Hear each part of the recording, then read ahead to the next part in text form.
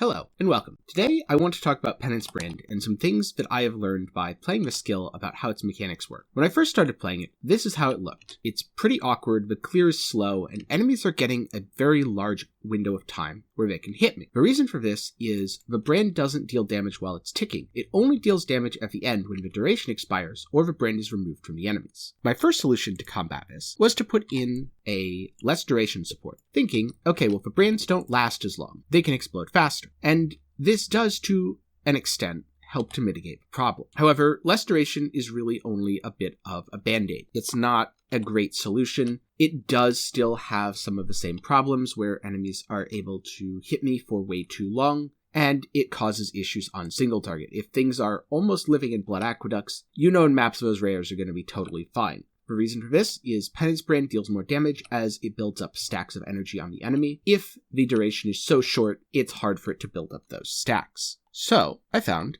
a new solution in Holy Conquest. Holy Conquest causes the brand to jump to new enemies roughly every 0.3 seconds when it activates. This turns the clear from something that was before anemic to this nice poppy explodey style of enemies just going boom. As a note, in that regard, while I do have an enemy's explode chest on, this build definitely doesn't need it. Penance brand is in and of itself basically enemies explode. So as you can see, I'm able to kill enemies quite efficiently even without the explodey chest. However, it doesn't quite proliferate as far and there are a few stragglers, so I chose to keep the chest, even though it is not required. Now, the other thing that I've learned is the importance of cast speed and brand duration. You want to balance these two to the point where you have enough cast speed that you get to exactly 20 stacks on the enemy, then the duration ends. What this means is the more brand duration that you have, the less cast speed that you need. But brand duration doesn't necessarily increase your DPS by that much. It just lets you get to the 20 stacks for each explosion, which is an increase, but not as big of an increase as getting to that 20 stacks faster. It's cast speed that does the bulk of the heavy lifting when it comes to getting to that 20 stacks faster.